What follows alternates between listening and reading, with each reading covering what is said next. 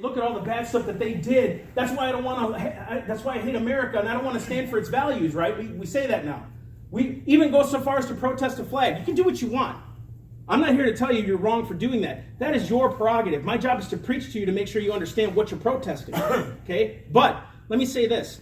If they allowed that abomination back then, and we can point our fingers back then, what are our kids going to say about us in 100 years? We're so worried about what happened back then, and yet look at our own years, our own generation. Do you guys know that Planned Parenthood, I'm going to go with this for a minute. Do you guys know Planned Parenthood centers are in 67% predominantly black and Hispanic communities? They target those areas. Did you know that? Mm-hmm. Do you guys know? Do you know what the founder of that organization, Margaret Sanger, was part of the Communist Party? And in her book on eugenics, she said, we don't want word to get out that we're trying to exterminate the Negro population. Did you know that? The founder of Planned Parenthood. Now, why do I say that? If Adolf Hitler invented the Boy Scouts, would you still send your boys there? It's a good organization. It teaches kids how to be men. They get their little Eagle Scout badges, right? I went once, all I ate was s'mores, and I quit. Shooting straight. Right? But just think with me. Would you send your kids to something that Adolf Hitler created? No. Because the root is wrong. But yet we tell our babies, our young girls, go ahead and go get an abortion if you want. When God says, no, it's murder. I'm here to tell you, if you ever did have an abortion, there's redemption for you. How awesome. My Jesus can redeem you from that. Right? Well, how come we don't talk about that? What are our kids going to say about us in 100 years? Are they going to do the same thing that we're doing back to the past of them? Or are they going to do to us? Look at what they allowed. Look what my parents didn't stand against. True? This is why I get so passionate about this, because I don't want my kids to call me a coward. That I didn't stand against injustices that are happening in America. Make sense? This is why I get involved in the political process. I'm going to be over here campaigning in Ohio for 3 different state reps. I campaigned for 2 of them last year, and they got in, praise God. And they're good, godly people. They really are. We have to get involved. You know why? Because if we don't have godly men, I'm not saying Christian men, I'm saying godly men, because everybody says they're Christian, don't they? Oh yeah, I love Jesus. But in 2 Corinthians, right? Everybody says they're Christian. Come, let's be real. Everybody says that. But if we were all loving the Lord our God with our heart, soul, mind, and strength, will we have this nation the way it is now? Be honest with yourselves. You guys know 86% of America professes Christianity in this nation? They all say they're Christians, but do they all love God with their whole heart, soul, mind, and strength? We would have a different country, wouldn't we? That's why I love this church. They're unashamed, they're unabashed, they want to preach the truth. You know why? Because, guys, time is short. We ain't promised tomorrow, y'all. We flipped that truck and trailer 2 months ago. I could have died, true? Sure. Life is short, man. It's but a vapor. It's going to happen. You're going to end one day. And what are we going to stand before God and say, man? Oh, I had a chance, but I didn't do it, Lord. Oh, I maybe had this chance, but I didn't do it, Lord. This is why I get passionate. This is why this stuff envelops me. You know why, too? Because Jesus saved my life. What a wasted, heavy bag with eyeballs I would have been if I'd have committed suicide. True? What a waste of life.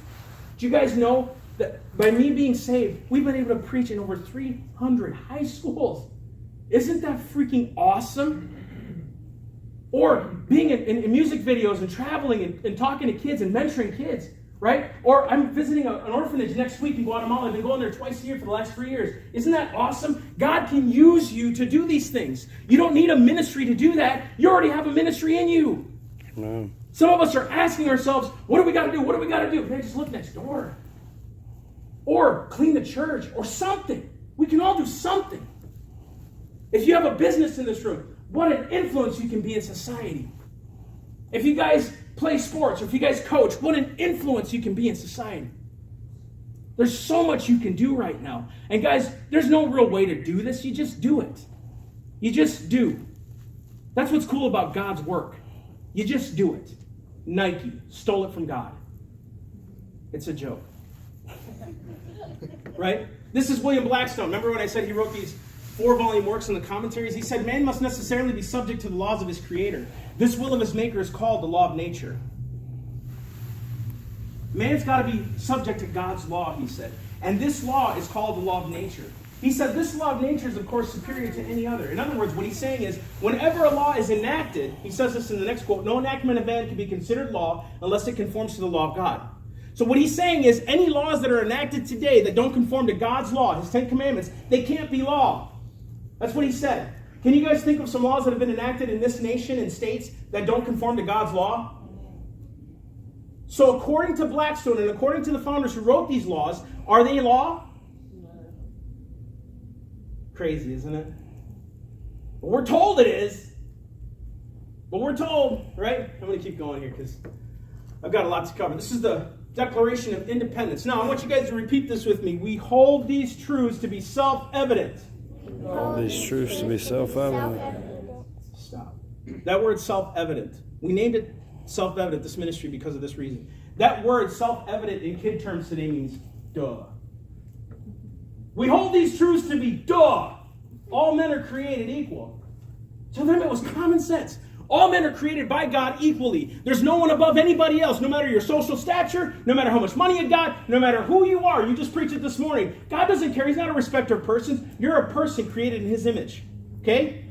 To them this was common sense that we're all created equal, which means they all believed in a creator. Right? Common sense. They're created equal. Notice it doesn't say that they were born equal or that they were evolved equally. They're created. So according to the founders, where does life begin? Creation. See what I mean?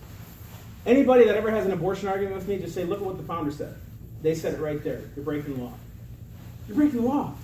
I don't care what you say to me. You're breaking the law. You have no right to kill a kid.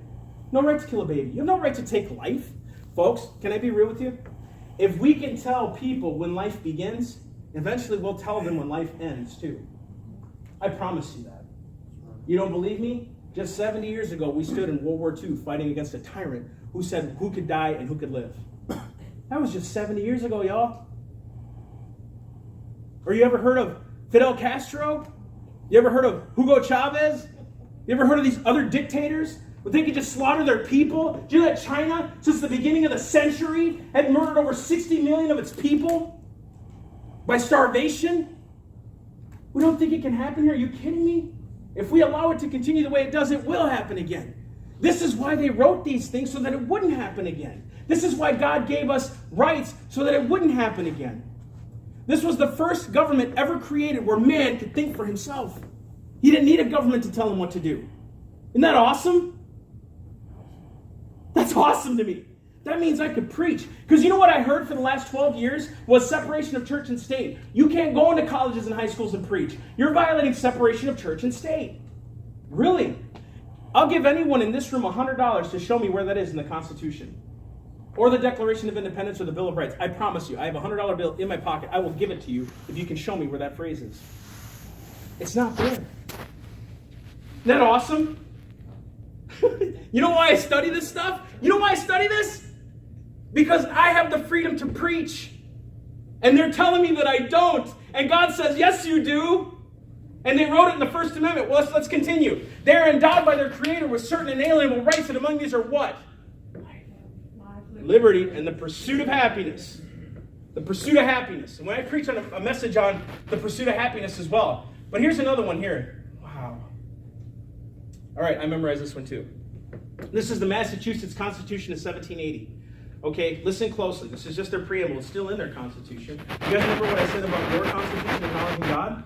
This says this: the happiness of a people and the good order and preservation of a civil government essentially depend upon piety, religion, and morality. This is in their Constitution. Can't have happiness outside of piety, religion, and morality. This is what it says next. These cannot be generally diffused through a community, but by the institution of the public worship of God. In other words, we can't have happiness outside of religion, piety, and morality, and they can only work when we build churches. Massachusetts, the blue state. They don't want God there. But their constitution is telling them to build churches. Isn't that awesome? We need to get back to that. You know what? Jeremiah 6 talks about going back to the old paths, where there's the good way and you find rest for your souls. Go back to the old ways and see. right? I think sometimes we try to do too many modern things to try to win people to Jesus, when all you need is the gospel, right? We try to do the big, nothing wrong with it. I think it's good, right? Because we're getting, younger and younger with our audiences. We're trying to attract them. That's a good thing, right? But when we depend on the method rather than the God who gave the method, that's where we miss it, right? And even today in politics, if we could just go back to what they said would work, we would have a different nation. True? Let's continue. Do you guys know what this says? With God, all things are possible. That is on the Ohio State Capitol building, on the floor. With God, all things are possible. Isn't that awesome? Where do you think they got that from? The Quran? Probably not, right? Got it from the Bible. Because God's everywhere in this stuff, man. Guys, you can fact check me if you want to. Go ahead. You got questions? Please ask them. I want you to ask them. This is John Adams again. He's our second president. He said this: you have rights antecedent to all earthly governments. Rights that cannot be repealed or restrained by human laws. Rights derived from the great legislator of the universe. God gave me rights. Man can't take them away. This is why, if you read that, I'm going to continue because I'm going to get out of hand here.